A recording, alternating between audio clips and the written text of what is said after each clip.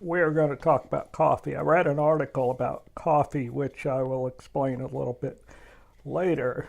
But I like coffee. There's several YouTubers that I watch that like coffee. And whether you get your coffee cold, flavored,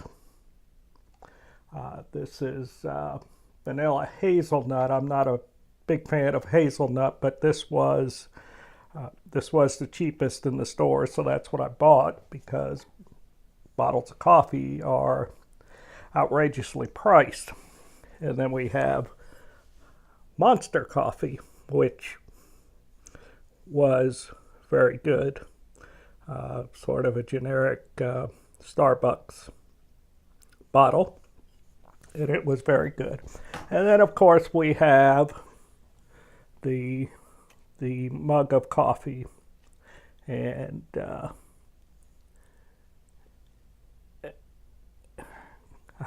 tried to get a picture of it without spilling it, but and my ceramic mug.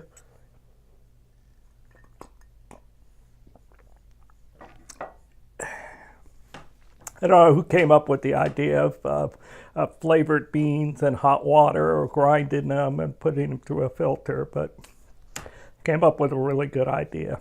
Coffee's a great thing. Though some people don't like it, some people don't like the taste, but I do.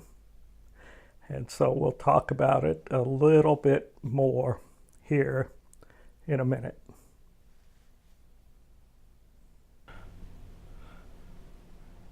This is for Cody, Josh, and Isaac.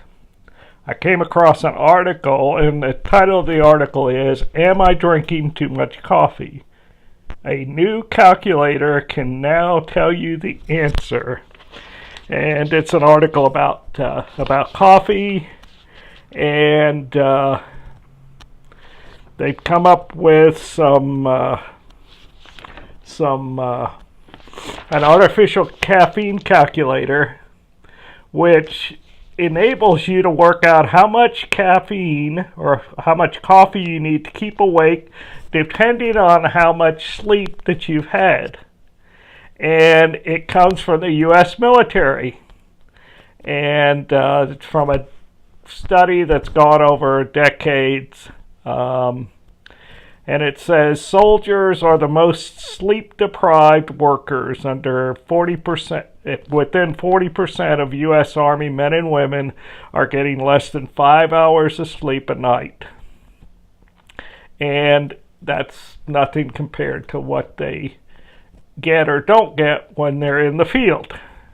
And so scientists have come up with a mathematical formula to help coffee drinkers figure out the optimum amount they should be drinking in order to feel fully awake, alert, and it should be available to us very soon. It was originally published in the Sleep Journal 2016. But enough with the boring stuff. It only wants to calculate two things: how much caffeine a regular sleep-deprived person needs in order to feel awake, and second, the different measures that caffeine have on each individual person. And so the good news is the U.S. Army's going to license the technology, and so, you know,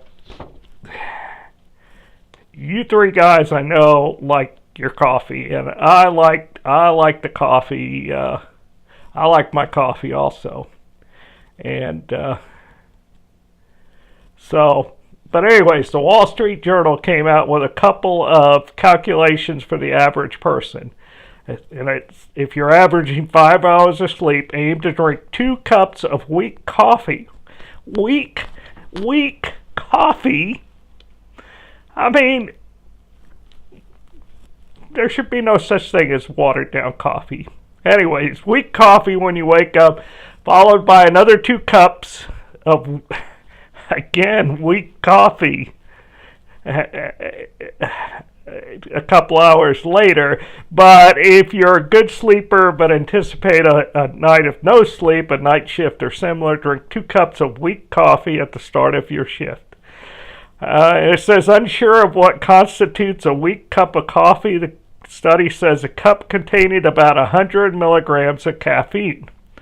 If you buy your coffee on the go each morning, you might be surprised by the levels your daily caffeine fix contains. But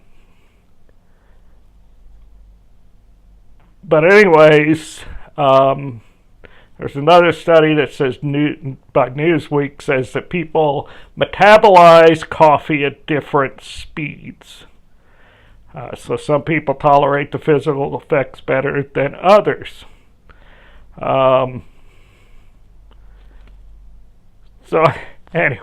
anyways, I salute you, and I don't have coffee yet. I haven't made any. I had some iced coffee earlier, but I salute you with a metaphorical cup of coffee. And when I see you drinking coffee in your video, just remember I'm right there with you. And you all have a good day.